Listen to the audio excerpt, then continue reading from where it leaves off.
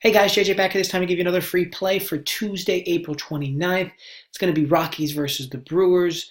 Seeing the line right now, Rockies minus 108, total 8.5.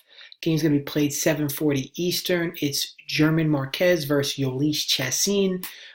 As you can see, I'm rocking my bronze shirt. Both him and I are plenty enjoying our couches at home during the NBA playoffs. All right, so we dropped the Rockies today to move to 18-8 in MLB. In more important news, I went to a Planned Parenthood today to get STD checked. Don't worry, there weren't any surprises. Actually, some positive results as I now have gonorrhea. Look, I'm just kidding. Relax, people. The closest I've had to an STD is when I shoved crabs down my pants at a Red Lobster.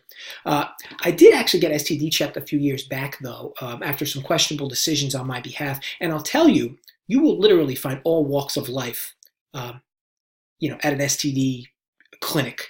You want to talk about catching people at their worst. I don't know how there hasn't been a show created yet for shit like that. Like, stories of what brought people in to get STD checked. Like you get a host, the host interviews the people as they're walking in. Hey, what tremendous life decisions did you make that brought you here today? And like they start describing like what their night was like or their weekend was like. And, I'm sure that, you'll pay them in like drugs or money or something to make sure that they tell the truth. And like that shit the ratings would just go through the roof for a show like that. I'd practically staple my eyes open just to avoid blinking while the show's on, and volume at max. I wouldn't want to miss hearing anything. Just so much juice that we can get from a show like that. Look, people love real life. They love real world drama. I mean, how much fucking real life does it get than that? Yeah, maybe one day. All right, so on to the game. As I'm sure many of you saw or bet yourselves, we backed Kyle Freeland tonight with the Rockies. And look, value was to be had. If I would do it all over again if I had the chance, especially knowing we got the line at plus 105, closed minus 106. It's all about finding the best number and getting the best number that you can get, whether it's at early or close. You hear this all the time. People say, oh, you got to beat the closing line. Well, you don't have to beat the closing line if there's a bunch of money that moves a number, and by the time it's the closing line, there's now favorable number on the opposite side. But in this case, we got the best number, plus 105. I actually was able to get plus 110. I posted plus 105. I was able to get plus 110. But I did see a close minus 106. Now, we're going right back to the Rocky well here with Marquez on the bump. Here's the logic. Argument could be made that Marquez is a better pitcher than Freeland. I mean, I know many already think this is the case. He rocks a 2.54 ERA, but you guys know how I feel about ERA, as I feel like it certainly could be misleading. I don't even think that's subjective. Marquez can be certainly filthy at times. He really relies on his fastball, slider, and change piece the most. And again, I wouldn't expect Christian Yelich to play tomorrow, as Yelich himself didn't even want to give a timetable for his return today. He did mention that he is day-to-day, but he will not force himself back into action. When it feels good, he will be back, is what he was quoted. Now, with no Yelich, this really leaves only Grandal, Shaw, and Moustakas as tough bats from the left side. For the Brewers, and Shaw and Moustakas have certainly had slow starts to the year. Grandal is very tough against righties, so there's still some fear with him. Marquez last year was absolutely punishing to right-handed bats, hitting him at only 188. Now, I know Krabby Patty eating Jesus Aguilar came out of his slump tonight and hit a few homers.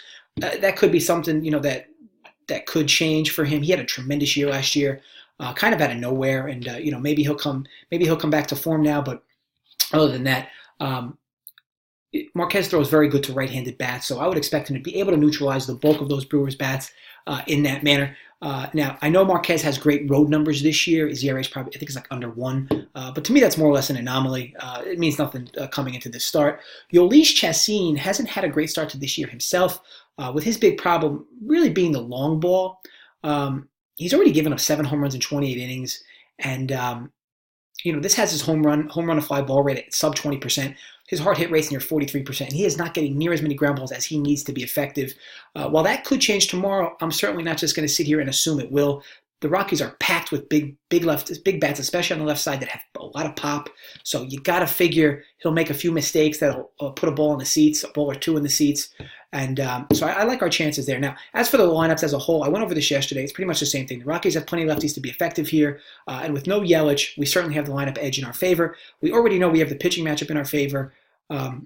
With Marquez, and even with the loss tonight, the Rockies have still won 10 of 14. This team is still playing good baseball. Don't let one game fool you, or one poor game fool you. I'll back them again in this spot at reduced vig at minus 108. Now, since the market is volatile, I do think money will move this in favor of the Brewers. So maybe sit on it until late, until you get a better price.